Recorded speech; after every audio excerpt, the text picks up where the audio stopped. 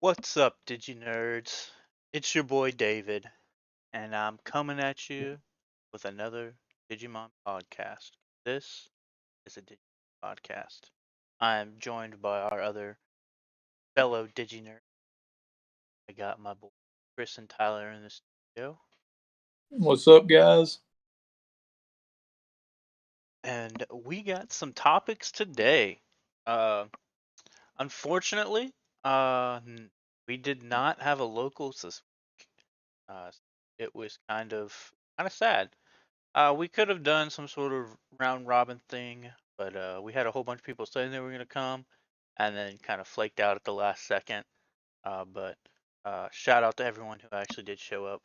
I'm very appreciative. We got some good games in. We still had some fun talking and playing Digimon. Maybe not such a local level of competitive play, but we at least got to play. I had fun at least because I just got to play a bunch of different decks instead of just sitting there with one for however long. Yeah. Well, I still play just like one deck.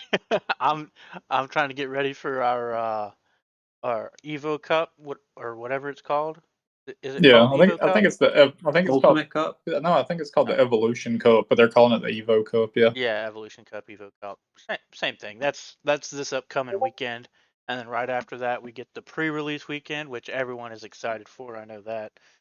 We've been yeah, in this format for a while, and I think people are kind of tired of it, and just waiting on the new stuff. I think that may be what happened.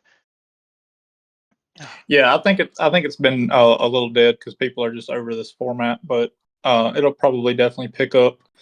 I'm personally more excited for 17 than 16 though. I want that blue hybrid stuff so bad. I think everyone is. Well, not everyone. I know Tanner's definitely more excited about this set, I believe. Yeah. Uh, I think him and Jason both said that they wanted a lot of stuff out of this one.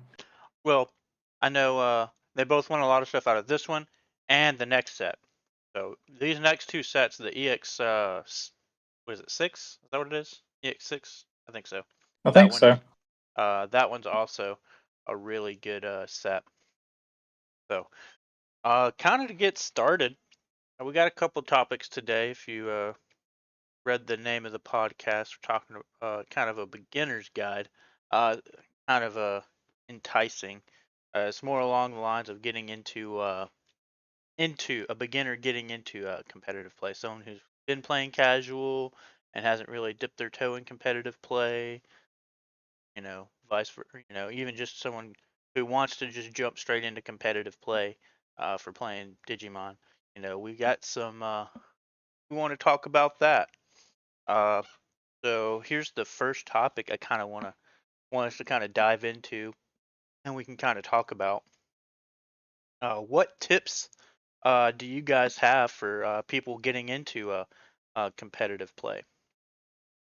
Well, the first thing I would say for anybody who just wants to get into the game, period, not necessarily competitive, is to definitely download that app that teaches you how to play the game.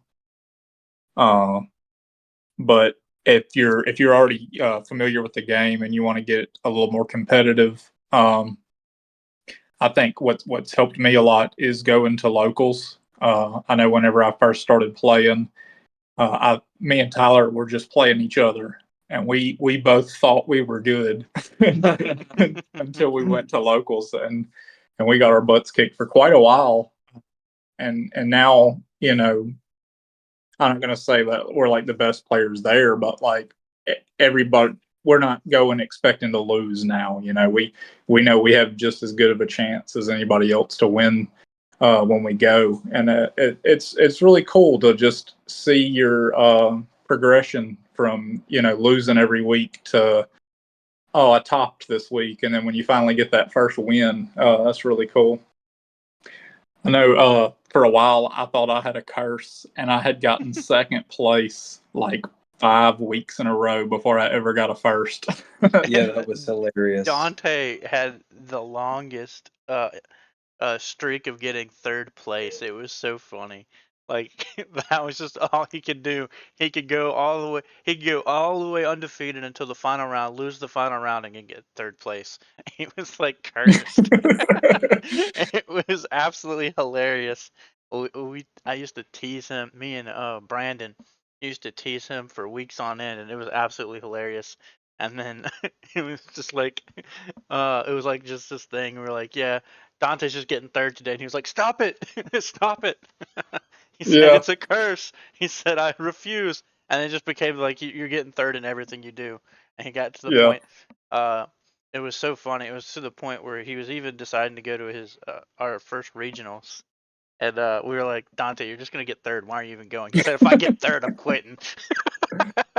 Hey man, He I said, would I Third would swear be I'll sell great. my I would whole happily collection. take third original. He was like, I swear I'll sell my whole collection. He said, I'll take any other place but third. And That's hilarious. it was funny. I was happy with second.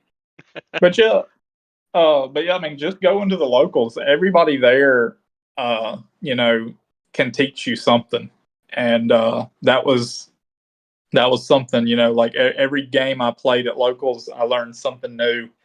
And even still to this day, I mean, Digimon has a lot of confusing rules. I think they're not like so confusing that you can't learn how to play, but like now that we're like 15 BT sets in, like they keep on coming out with new stuff, and I'm still learning something new every weekend. I feel like so if you're not going to your locals and you have them, I definitely think that's the first step to becoming a better player, because you're just gonna the more you practice, the better you get, and then just being able to learn from other players is a big help, in my opinion. My advice is to build Red Hybrid. Stop it! No. Just net deck a regional topping Red Hybrid list as a beginner. Net deck it. It'll be like $80, and you're gonna win every locals ever. No, Don't take that Hybrid. advice. Red Hybrid really is a very easy one to pilot. I've only ever piloted it one time, and I was like, "Wow!" Like Tyler, that's for the next topic.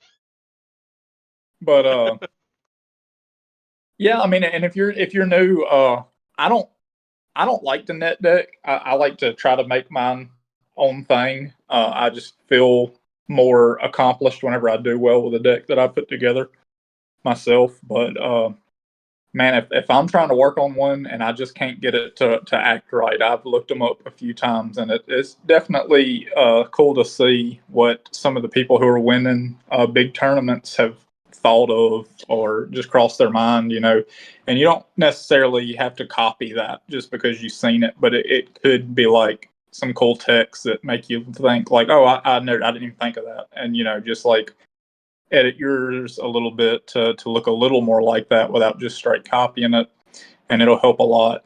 Yeah, I wholeheartedly agree with that. That's probably one of the first things that I would say, is net decking to an extent. Definitely.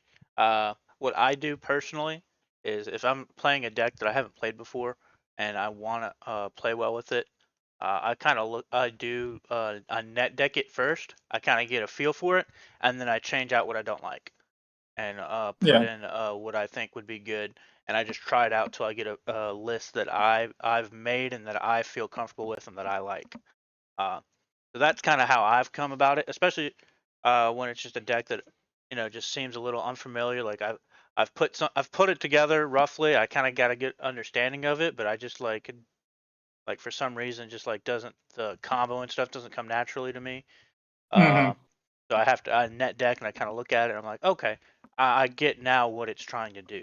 I don't know why, just that visualization of seeing it like in that form just allows me to picture what the deck can do a little bit better. Yeah.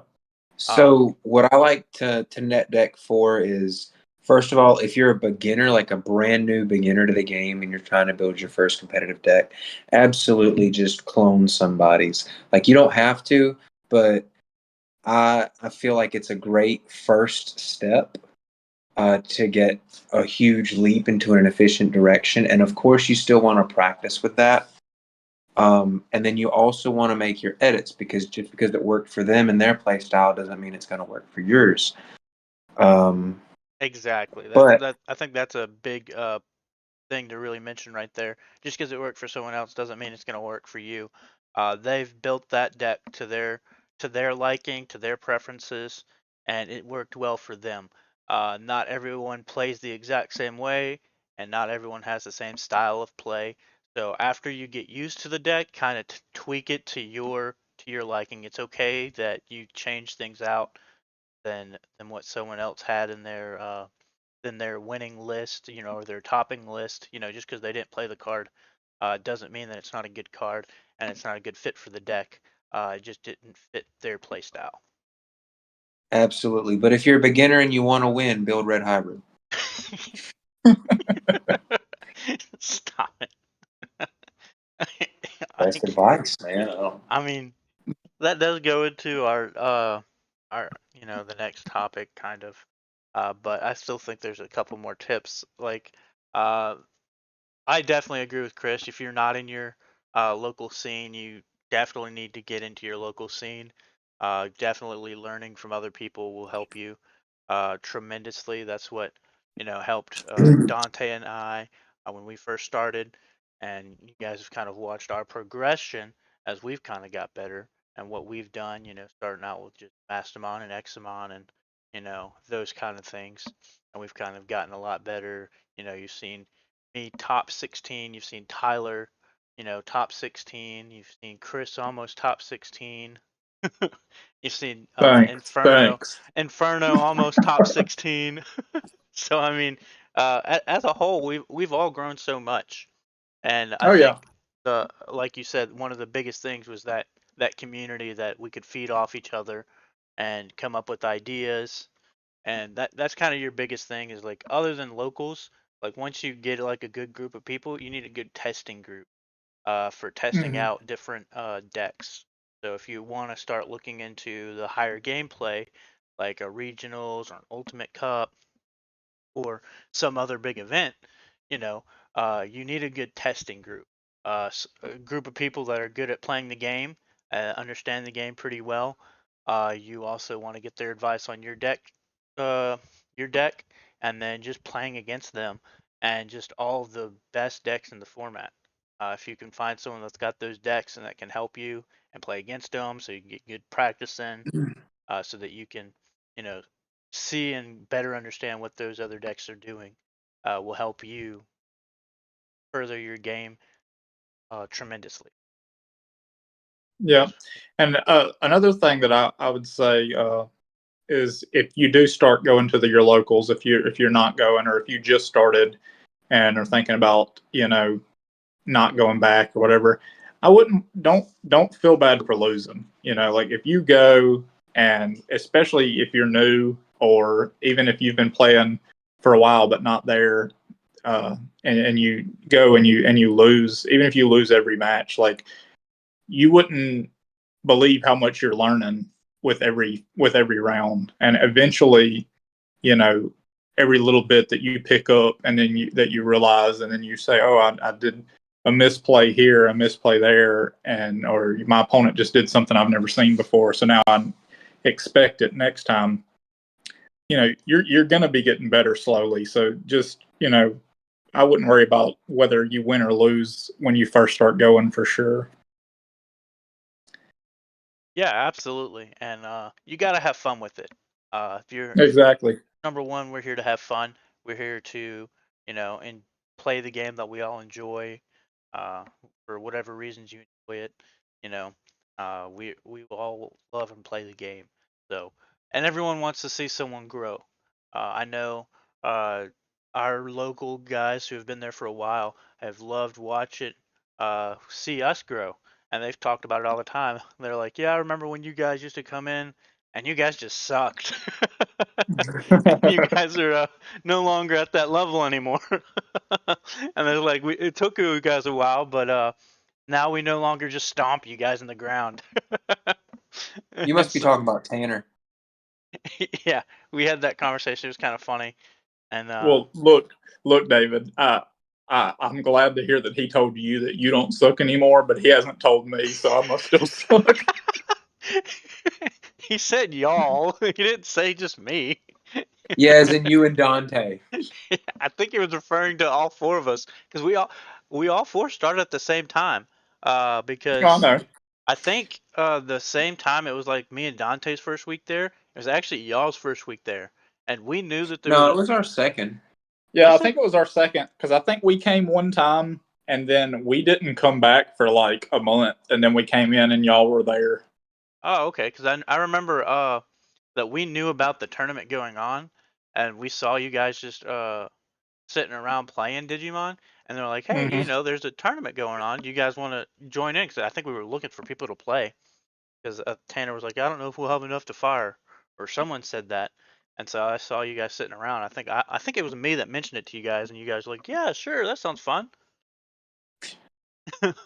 But yeah, I don't remember exactly. It's been so long ago now, but yeah, I'm pretty sure that I remember seeing y'all our second time there. Because the first time there, I remember it was a good bit of people that just don't come anymore. Like the Jacob Wales that was a trucker, Yeah, and that other guy that used to come with him that always played Alphamon, Craig. Craig. Craig. Yeah. Yeah, I was forgetting his name for Uh, a moment there. We miss you, Craig. We miss you, Jacob. Yeah, yeah. Come back. definitely come back. I've definitely missed them. Haven't seen them in a while. Yeah. Um. But yeah, I mean, the main thing I remember about my first couple of trips was just getting wrecked and being like, "Dang, I thought I was pretty good." Uh, Yeah, Just no, because you've been beating my ass. Dante and yeah. I definitely went with the intention of trying to get better. Because we'd Yeah. been learning and playing, and we'd picked the game up maybe a week before we came, hmm and built like these little crappy decks. I think he had mostly the structure deck for what was that? Not Mastermon, but it was Jessamon. He mostly had Pokemon. that one, and I had like most of the pieces to Imperial Dramon, that structure deck with an Examon in there. Because we pulled some of those gift boxes and we pulled an Examon. hmm And I was playing with that in there, and it was mostly like the Imperial Dramon deck with like an Examon in it. Whenever I first went up there, I was playing with armor. Hmm. I had bought the Vmon structure deck and then ordered all the cards to turn it into an armor deck. Hmm. And look, I was so fresh to card games that I didn't know what I was doing. I was ordering the cards off of eBay. That's funny. eBay. eBay's not bad, but at the same time, it's kind of sketchy. Yeah, well, I had like they didn't properly like package some of them, and I Hmm. got like some bent cards from them and stuff. Oh, that And then sucks. Tyler had told me about TCG Player because I had never used that. Like the only card game I ever played before this one was Yu-Gi-Oh, but that was whenever I was in like middle school. Like Hmm. so I wasn't ordering cards. I just got, packs at Walmart if my parents bought it for me. That's funny. Uh, but yeah, no, we've come a long way. We've all played in multiple regionals now. I definitely Hmm think again, one of the biggest tips for getting into comp play is, getting your reps in, playing at least weekly on a weekly basis. The more you play, the better you'll get. And, obviously playing with people who are better than you will definitely help you get better. That's Yep. one of the biggest things. They'll be like, well, why didn't you do this? Or, playing, letting each other like play out each other's hands, like helping you out if you're worried, like if you don't know what to do in a certain situation, you're like, hey, I'm really stuck. If you guys aren't, playing in the locals match or some sort of comp play, you're just play testing. If you're like, hey, I'm not really sure what to do in this situation. You got me in a sticky situation. Kind of reveal your hand. Just be like, what would you do? What should I do in this situation? Would kind of goes a long way because then you can be like, okay, I kind of see a better, see what they're seeing, and I can maybe do that, make it easier to make those plays later when you get in tough situations. It just helps you see combos differently. Yeah. And another thing that helps you with that, like learning how to use the deck and see combos and stuff that you hadn't thought of or didn't know that the deck could do, is watching just full matches on YouTube. So like if you are playing Red Hybrid, for instance, if you just look up Red Hybrid versus matches and just watch those matches, you'll see them doing all kind of combos. And once you've seen it and it can do it, it's a lot easier to pull off yourself than when you're going in blind and you're just reading the card and like trying to figure out, I think it does. I think it works like this. Maybe it works like this. Yeah, I've been maining Lugamon since it debuted in BT14, and I'm still learning stuff about it. Yeah, some of these decks just aren't very intuitive. So you got to really play the deck to really understand the combo. Some people can really pick up a deck and just like look at the cards and be like, oh, I see what this deck is trying to do. I can, and then just be able to play it almost perfectly the first time you play it. The person that I can think of the best that can do that is actually Brandon. Brandon is really good at picking up a deck and then just knowing what it does and what it can do, and then just figuring out the combos as he goes and plays it pretty well the first time. And gets better as he plays the deck. He's one I of the think best I I've seen think doing that that. I think that the longer we've played this game, the easier that becomes, because even with a new deck, unless it's just a whole new Mechanic. unless it's like a whole new mechanic, if you've been playing the game, you should be all right with the decks right off at this point. Mm-hmm. But it's still like I'm not going to take a deck that I've never used and enter a tournament. Yeah. No, yeah. Unless absolutely. it's Red Hybrid. Stop it. Where- Shut up about that. Nonsense talking. But yeah, I think those are some of the biggest tips. And just again, growing your community, staying in that community, and just really learning from them, especially in that local gameplay. But on the other end, yes, like we said, net decking to an extent. If you want to be good right off, get a deck that's good right off and know a good list, that'll help you get there. And then until you can, kind of do it yourself, like Chris, kind of he does the deck building and stuff himself. He just sees cards better, I guess, than some of us. Just understands them and like, oh yeah, this would be good. He does a lot of research though into his decks, if I'm not mistaken. Yeah, I mean, so what I'll do is, because I don't even go out of my way to build meta decks. Like I build decks that I like. Mm-hmm. And that has put me in a sticky situation a few times where my favorite deck is just not even one that's meta. Just Demon. Like Justimon is one of my favorite decks. And nobody has ever topped anything with it that I've ever seen. But every build I've ever seen of it is 0% like mine. And mine's not consistent enough that I would take it to a big tournament. But I have beaten just about every meta deck that I've played with it. Maybe not every single time, but it can win. So I know it's a good deck. But I'll get on the little card builder Digimon.io, and if I'm building a blue deck, I know the cards that are supposed to go with it, and I'll read all of them and see what they're supposed to do or what they want to do, and then I'll click blue level 3, and I'll read every single blue card in the game, and then until I see which ones I think are going to work with what the little main line wants to do. And then I'll go to level 4 and I'll read every single one of them blue cards in level 4s until I see the ones that I think are going to work best. And there's been times where I do all that work and then like Tyler will show me a net deck a week or two later that's almost identical to mine. And I'm like, I thought I had some good ideas. I thought I did something special. You did. You just weren't the only one. You said you're not special enough. Yeah, clearly. But to me, that's just what's fun to me. I have I almost have as much fun building a deck as I do playing the game, and that is Oh, a absolutely. problem. That is a problem because now I just have a stupid amount of decks that I don't even have time to play them all. Yeah, no, I love building decks. I love deck editing. I love doing that whole process, because, with that, it does come, you do need to play test it so you see how it works in action, how your theory works, Mm-hmm. because it's one thing just to theorize, but it's another thing to play.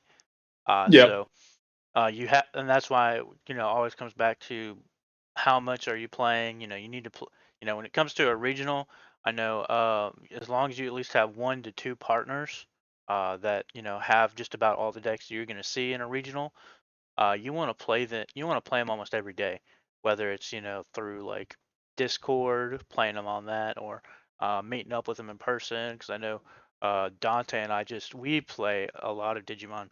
I know you and Tyler play a lot of Digimon. So Yep. it's kind of that same thing. If you play on a daily basis, you're gonna get better. Uh, Not everyone has Absolutely. that luxury, but if you can get some testing buddies that willing to play at night, and you can hop on Discord and play, I think that's gonna shoot you up leaps and bounds.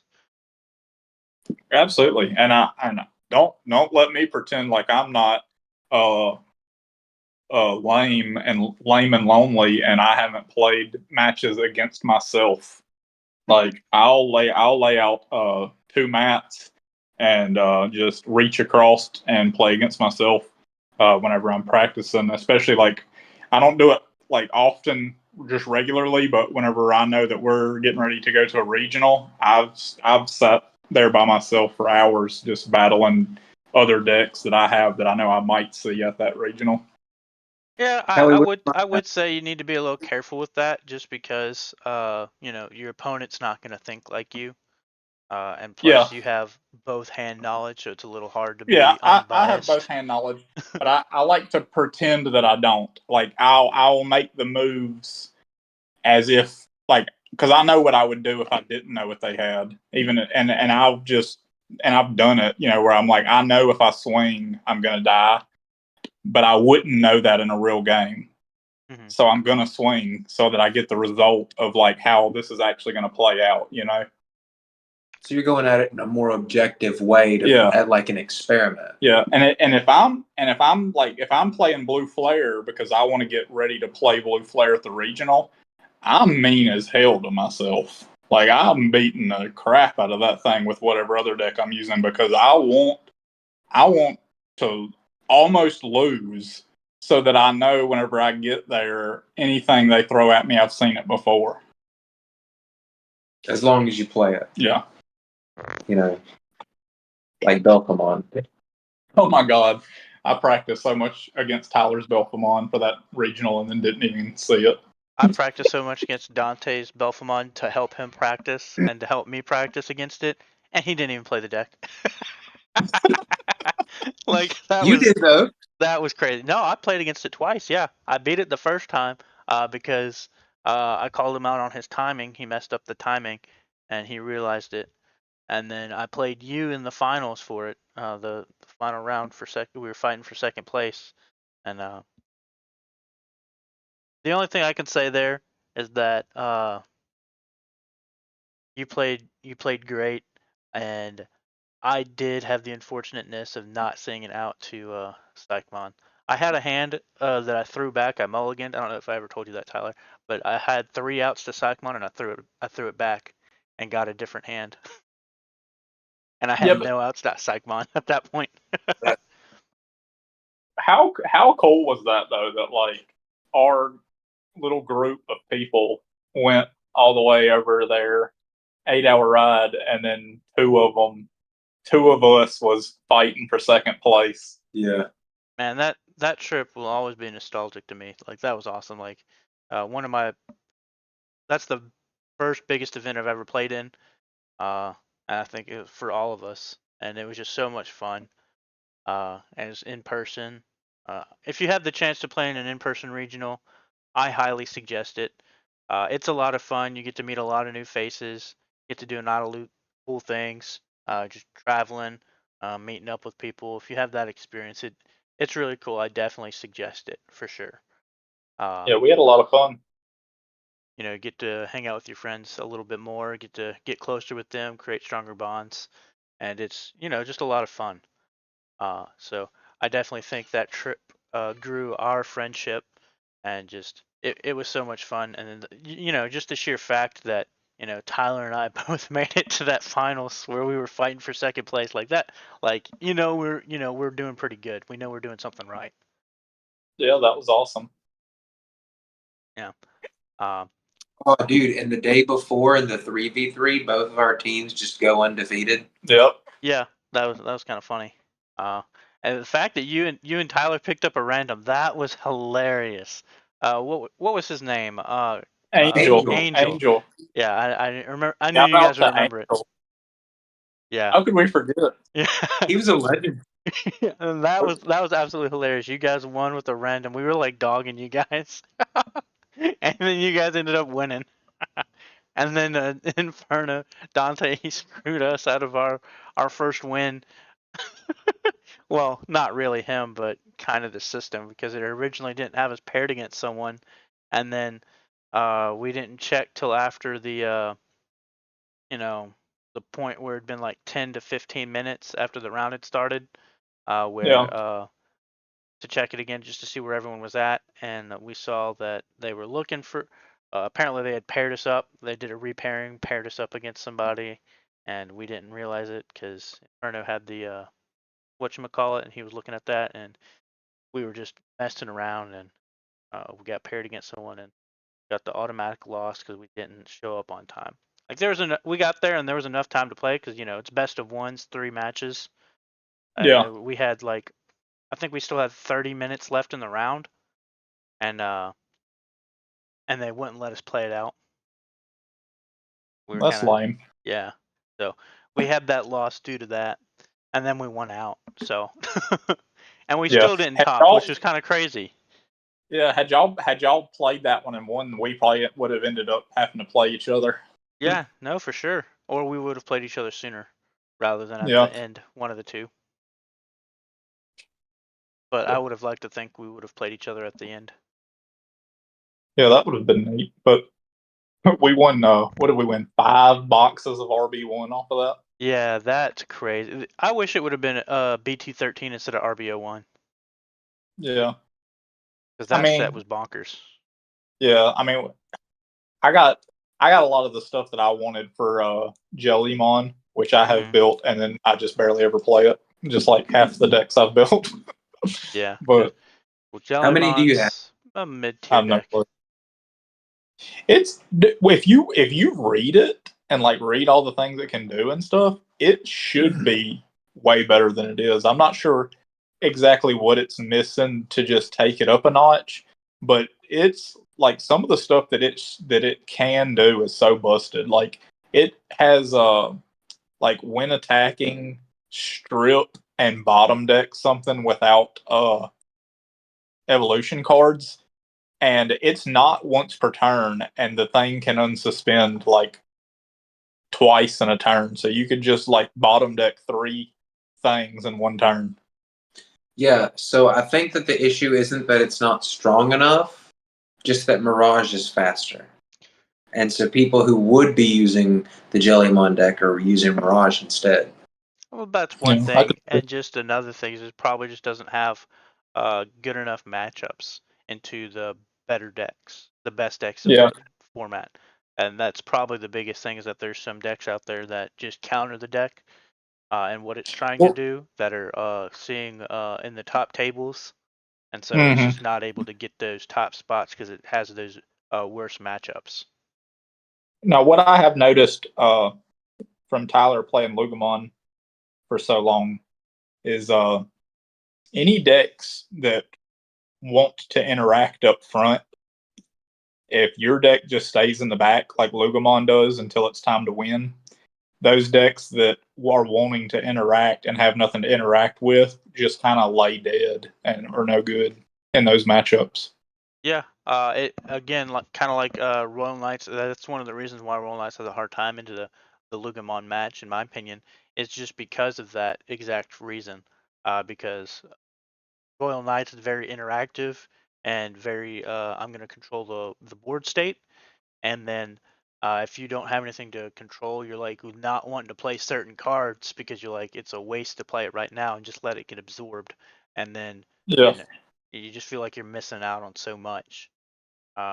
Maybe that's just a me thing, and just I should just get over that. Just play the card anyway. But like, I don't want to be missing that piece for when you do start your combo, and then like, dang, I wish that was still in my hand. I could have Yeah. done something. I don't think so. I think you're a really good Royal Knights player. And I think that your build in particular is almost security control, but rainbow. Yeah, that's kind of how I wanted to play it. Just because uh, with it being kind of a set, because the deck inherently loses to like jamming and like Melga. It's just decks that don't care about what's in your security or how big your DP is, and that's one of the Royal Knights gimmicks. That you're gonna swing into my security stack, and you're more than likely gonna die by battle. Yeah. So I can generally get rid of some of those bigger Digimon just from that sheer reason. Oh, you want to attack my security? Go ahead. Your Digimon's gonna be gone. But if I don't have that going for me, I gotta have some sort of other game plan going, which is another reason why I got the 3 Alphamons in there and the one Lonky and then the recovery from the Magna Angemons to potentially recover into that Lonky if it's uh, or to the Kentaurus mod to manually put Lonky in there, so I have some sort of security bomb or just some other reason, just to help stall the game when I can't win just by those easy measures. Yeah. And that's something, going back to like new players, like that's something that you don't just pick up. Like learning how to try to control the game is something that you pick up over time. Yeah. Yeah. Just with going into your turn on, like what Digimon you can go into, what can usually stick on the board, and especially the timing of things, like when to throw down a Psychmon or a Gazimon, or when to play that Crimson Blaze. I'll tell you what, if you want to be a really good player though, and it's a lot of work and I don't even do it as much as I should, and that's just knowing other decks. Like, Yeah. because when you sit across from something and you don't know what it does, there's a good chance you're just going to lose because you don't know what it does. Yeah. And But if you know your opponent, like if you know what their deck can do, it makes the game so much easier for you, so you know how to act and react. Yeah, and that kind of goes back to my point from earlier. Just having that good playtest group of players who are good players, and just have a mixture of the meta, those decks, and Yep. just constantly being able to play those decks. I'd say one of the best things to do, if you're worried about a specific deck, heavily playtest against that deck, like that BT13 format. I The worst matchup for me was Belphemon, or the hardest matchup, and it was just that I had to play that deck until I knew what Belfamon could and couldn't do, and the timings on everything that Belfamon did, and when it was right to do certain things, and when it was wrong to do certain things, and just how to specifically play against my specific counter. It's a deck that counters Royal Knights, but it's not an unwinnable matchup. That brings up another good point, another good tip for beginners, to get a good early understanding of how trigger and activation work in the Digimon card game, because it is very it trips you up a lot if you're coming from a game like Yu-Gi-Oh. So just make sure to do a little bit of research and read something about trigger and activation, and you should be able to understand and suss out at least 60% of the difficult rulings in this game. Tanner just noted, he mentioned something. He just said, "What slander did I hear about telling people they suck?" I didn't say you said people sucked, Tanner. I just said you thought we weren't good. That's kind of what you Well, said. I might have said sucked, and what I said, but like you didn't necessarily say sucked. You just said we weren't good, which is like saying we sucked. You already spilled the beans, David. It's okay. It's okay. I don't care. I said what I said. But It's too late. Like we already know that he still thinks I suck. yeah, obviously, just because he He's like, hasn't Tyler, told you that you're good, it obviously means you suck. Look, he's gonna be in the comments and be like, I never said you or Tyler sucked. never said it.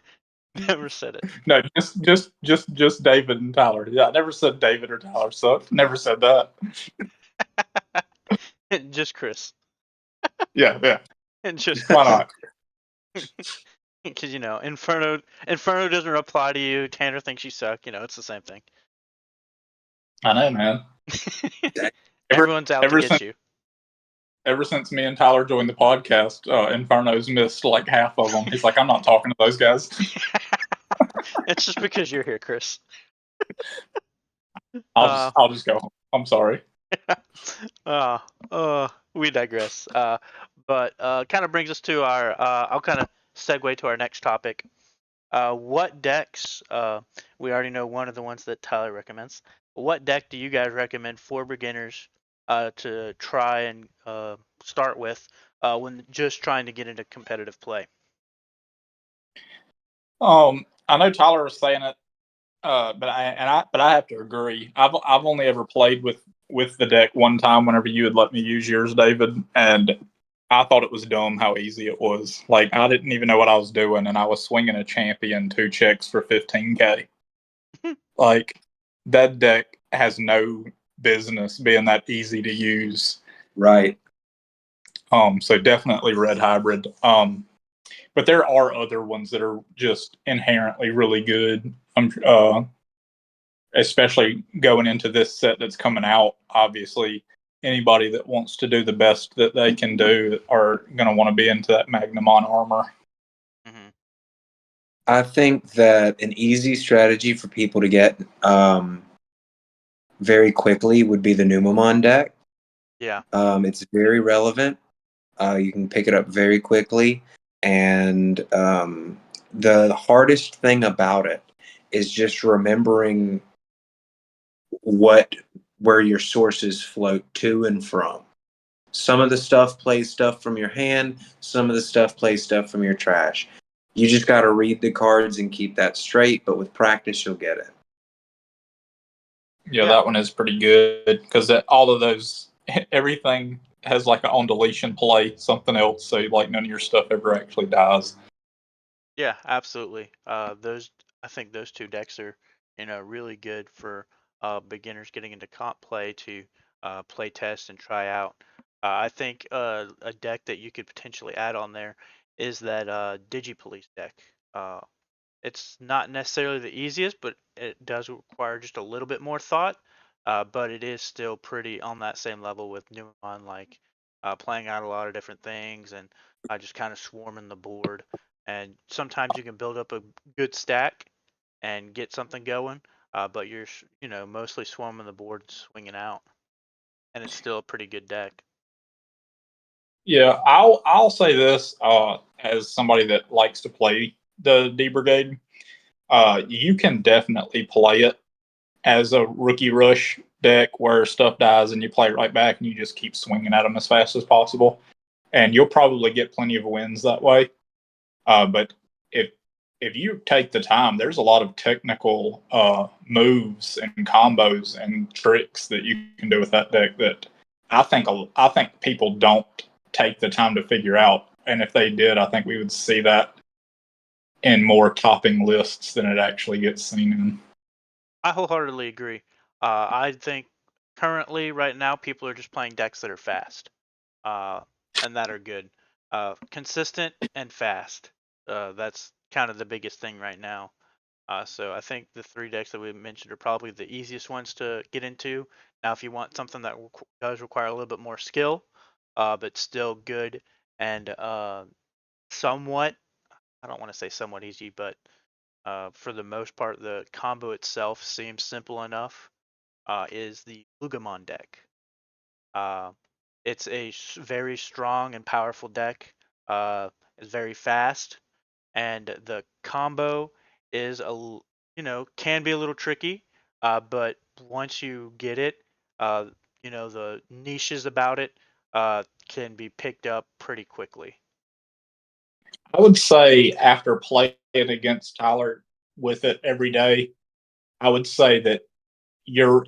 I agree with what you're saying as far as like it is fast and the cards. If you just read them as you're digivolving, you'll play them out, and it will do the combo on its own, and it is a very good combo.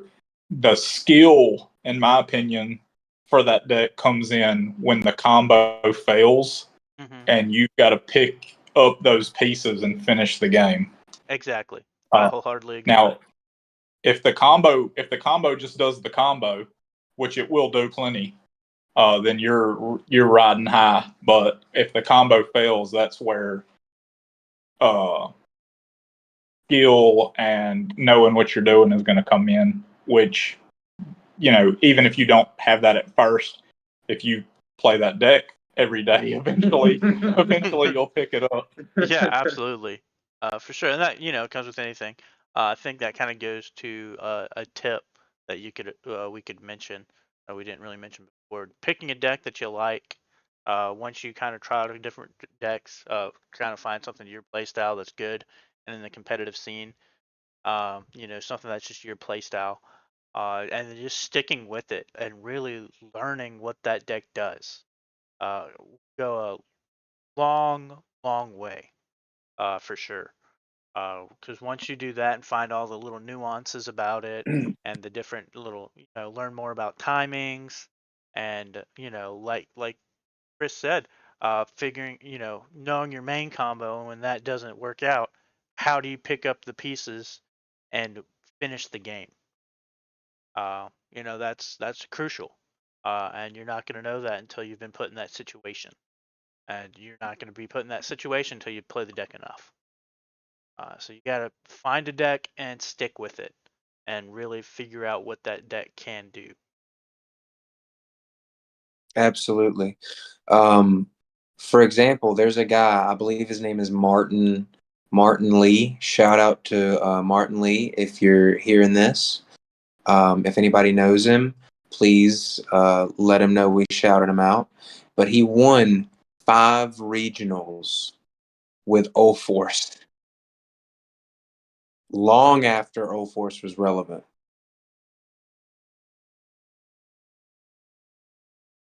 Yeah, I remember seeing that. I remember when we were looking up.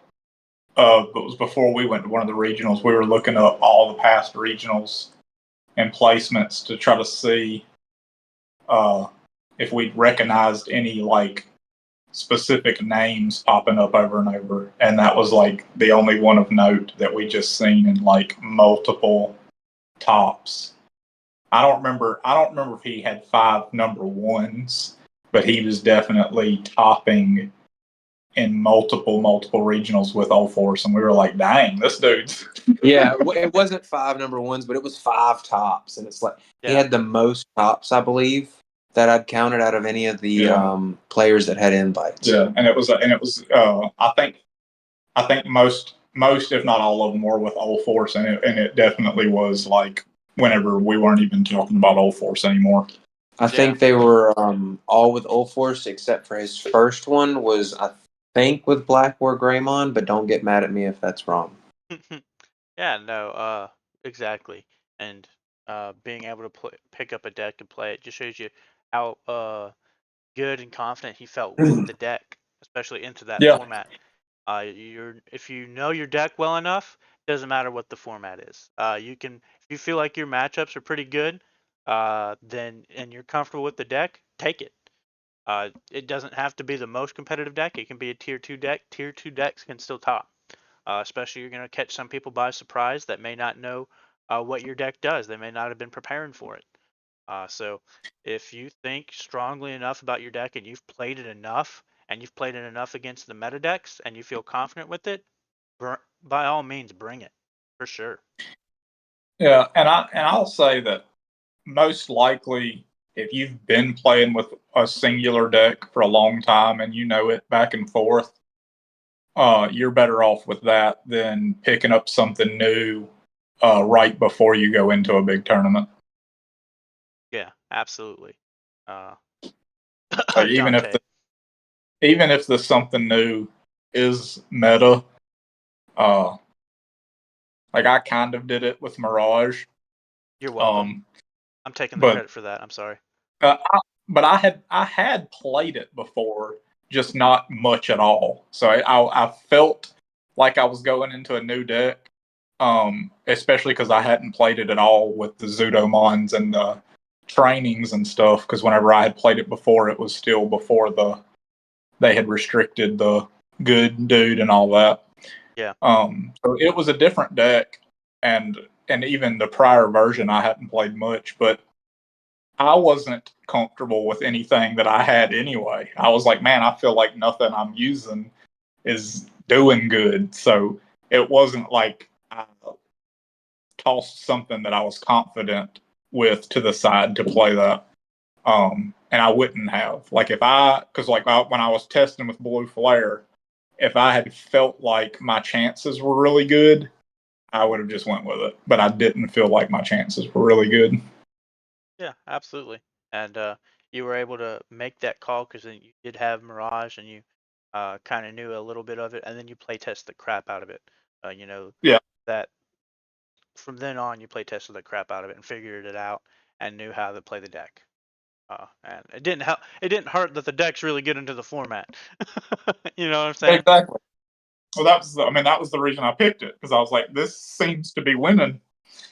Let me see if I can win with it. Yeah, absolutely.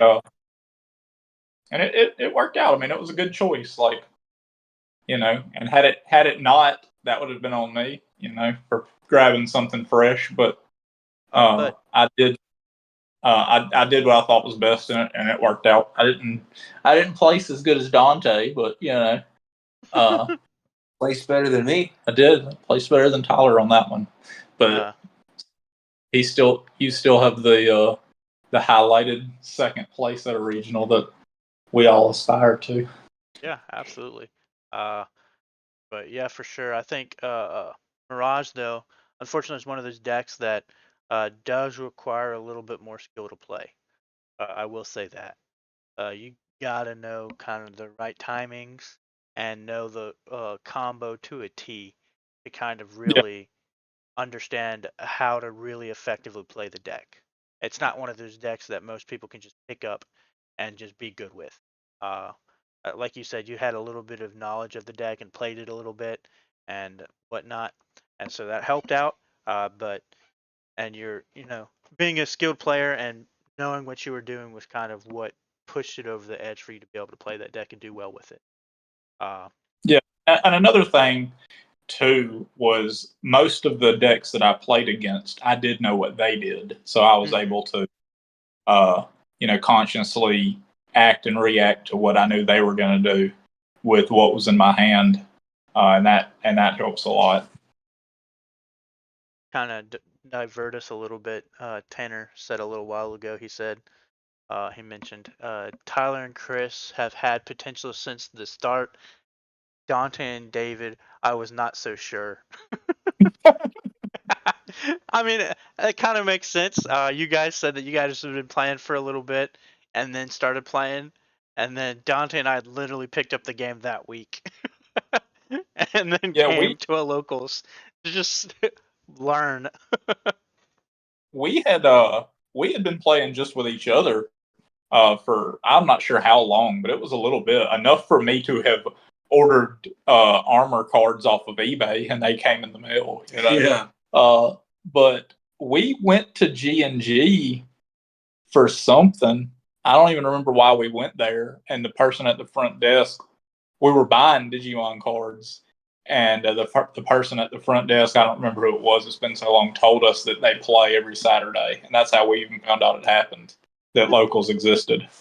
That's funny. We were probably buying the structure decks, the Ragnarlord and Jessamon structure deck. No, I ordered those, I think. I don't remember why we went there because we had bought structure decks from Walmart, and then I was ordering cards off eBay. I don't remember why we went there. Yeah, that's But what what? Dante and I did. We went to Walmart. We bought structure decks. Yeah, Maybe we just found out there was a tournament and that's what we showed up for. I remember going there, and the guy telling us they played on Saturdays, and we were like, "Oh, really?" And then we came like a week or two later.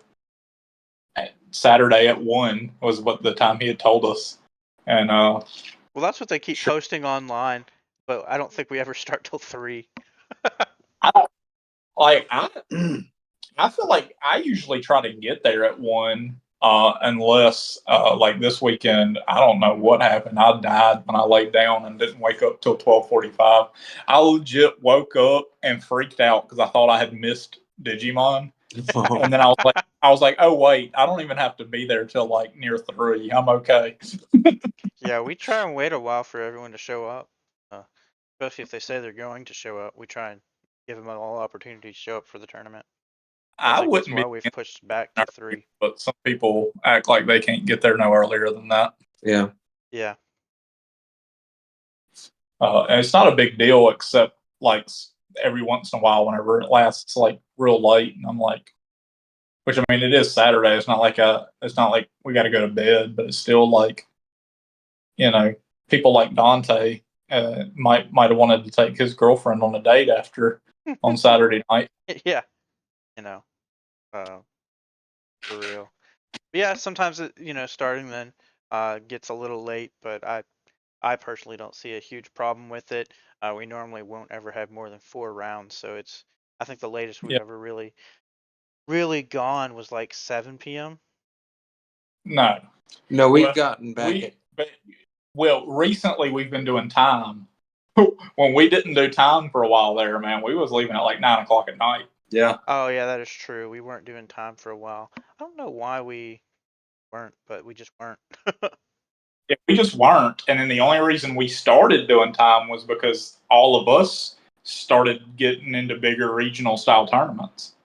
Yeah, and we wanted to practice to make sure that we were good under time, Yeah. under time constraints, because we were taking a while. And we've noticed the difference in, being able to finish faster rather than not finish so late. Absolutely. And that's something else if you're a beginner, and you want to go up to the next level, you need to be like timing and making sure that you're playing fast enough to finish a game. Yeah, and unfortunately, definitely understanding the timing, the in time rules, very important. Because if you're in the situation, you can potentially manipulate it to your favor. I hate to say it like that, but you can, because people do it. I'd rather, not have it used against you, and you know how to use it yourself. Because if you're not aware of the time and not aware of what someone could be doing to trying to technically cheat you out of the win, you definitely need to be aware of it. That's right. And friends don't let friends friends don't slow play friends. Yes, slow playing is a thing. People do it. People do it so that they can win, or so that they can prevent you from winning. But don't do it to your friends. Correct. If you want to keep your friends, don't slow play them. Especially in time. And if someone's slow playing you, call them out. Call the judge immediately. Just flip the table. Just flip the table. Try to do something that doesn't get them kicked out of the regional or the big event that they're playing in. Well, I mean, it works for locals. To an extent. Again, but you don't slow play your friends, Tyler. I don't think I've ever seen anybody flip the table, but if I did, I think that I would probably be glad that there's a bathroom right next to our tables because I would probably piss myself laughing. I've heard it happens all the time in Yu-Gi-Oh. Damn. Dang. I gotta go to a Yu-Gi-Oh's locals just to watch. They have them at G&G. I think it's on Sundays though. They're gonna be like, "Are you here to play?" I'm gonna be like, "Nah," and I'll just pull up a chair with some popcorn. I'm here to get the excitement going. I got $5 on Tubby over there. He's flipping the table today. But I'll be walking behind them, tickling the back of their ear with a feather, just getting them extra pissed. Oh, that's funny. But yeah, but I think that's all the topics I really had. I think those decks that we mentioned are the biggest three that you could really play to really get into it. I think there's probably a couple others. One that I definitely don't suggest playing is Blue Flare, especially Was not it for a like that? beginner. No, it's definitely a tough technical deck. Yeah, and just understanding the Digicross mechanic can sometimes be annoying. Mm-hmm. I love it though. Like now that after playing Blue Flare for so long, that's like one of my favorite mechanics. That's why I also have fun playing the Cross Heart, and I even have Dorbikmon. Yeah, I wholeheartedly agree. I like that mechanic. When I played Crossheart, I was like, bro, this deck is so fun. And I played that for a Yeah, little it is while, really fun. and then I played I really like. and then I played Blue Flare, and I was like, this deck is also fun, but that deck hates me. The gamble of the blue blazing Mimboost freaking hates me. That card hates me. Me and Hunters vibe well, except for Domimon. My Domimons are cursed.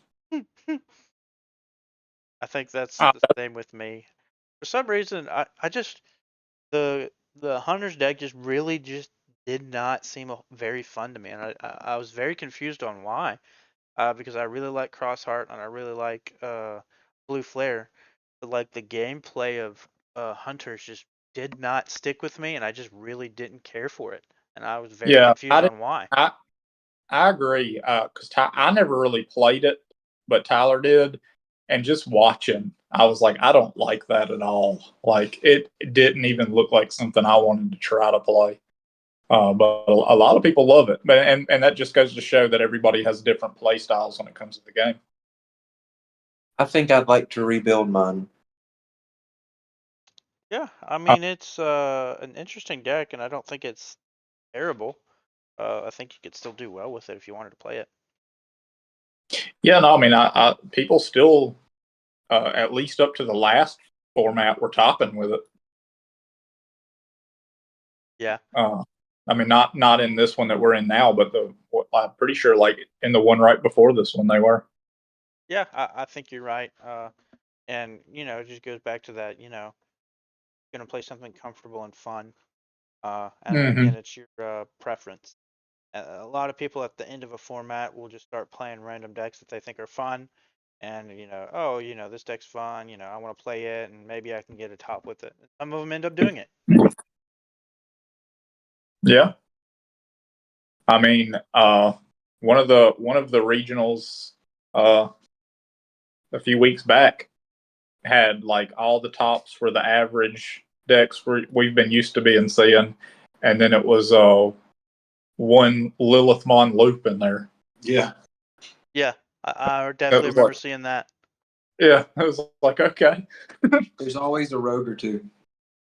But I mean, that's cool. That just goes to show you that like even if your deck's not necessarily meta, if you're really good with it and you get good matchups that day and the luck gods are just on your side that day, you could really just top or even win. Yeah, I mean, to be fair, most decks it's like a skilled luck with you playing your deck and whatnot. But Yeah, no, as far there's as a your lot of matchups go, it's 100% luck. yeah, no, there's a lot of luck that goes into this game as far as like, did you brick? Did your opponent brick? Who did you get lined up with? Is that a good match for you? Yes or no? Like, there's so many things that. I mean, So many. it's one thing Did to you? say that you Oh, you bricked, but I think a good player will figure out how to play out of the brick.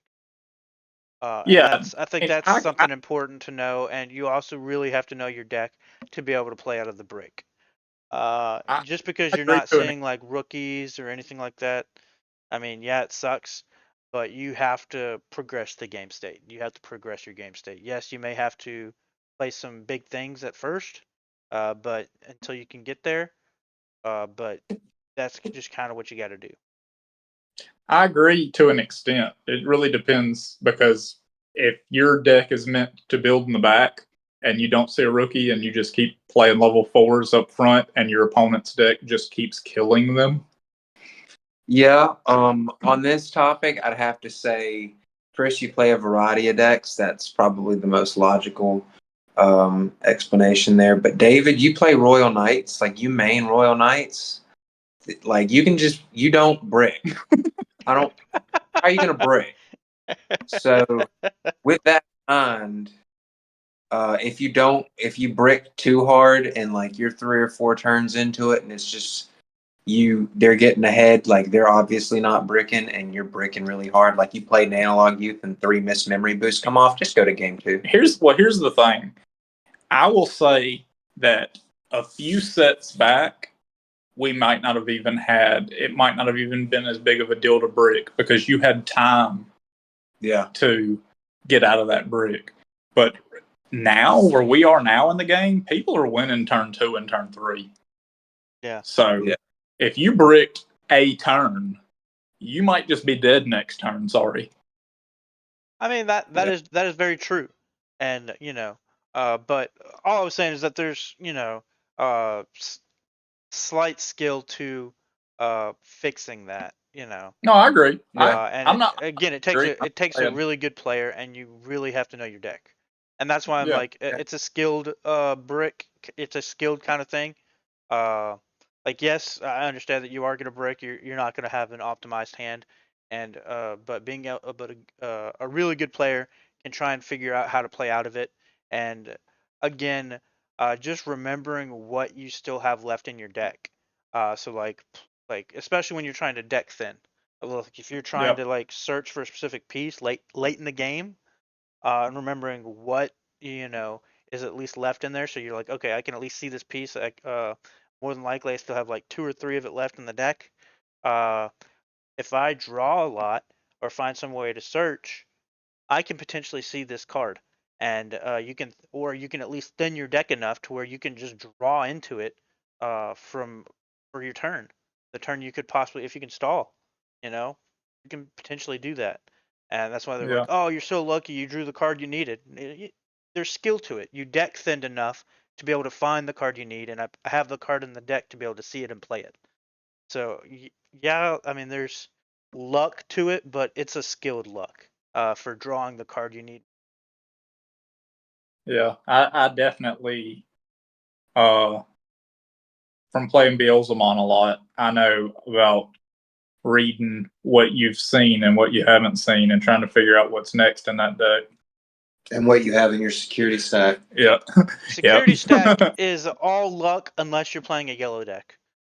Let's be honest. But I'm like, me and Tyler earlier were playing, and I was playing Beelzemon, and I knew for sure that there was one of my big level 7 cost options in the security. Because I knew what was in my trash, what was in my hand, and I had like 5 cards left in deck, and I was like, no, it's over there. It's in the stack, guaranteed. And then he ran into it. It stopped my OTK. It killed my Black Gato. That's funny. But yeah, again, that's the only thing that isn't skill, or it has 0 potential for skill unless you're playing a yellow deck, is the security, because you can't manipulate it unless you're in yellow, and it's just the top 5 random cards, and so you can't. And that is a skill. very powerful effect of yellow, is getting to use that nobody else can. Yeah, absolutely. I wholeheartedly agree. Like, in yellow, it becomes a second hand for you, and it's kind of wild that that's even a thing, because I'm not even sure if One Piece has anything like that, and they also have a security like that. Same thing kind of with Pokemon. Pokemon's, they have like a prize card system, Like whenever you collect all 6 of your prize cards, you win, and you only collect a prize card whenever you defeat one of their Pokemon in battle. Yeah. Or I think it's officially knock it out. I think that's what they Yeah. call it. That's been so long since I Or played if they that just card game. have no Pokemon left on the field or on their bench. That's interesting. Yeah. But anyway, those I think we're kind of at a good stopping point. We've kind of hit like the threshold of a little over an hour. So, any last words you guys want to say? No, I think we've covered everything you would want to say to anybody that's trying to get into it more.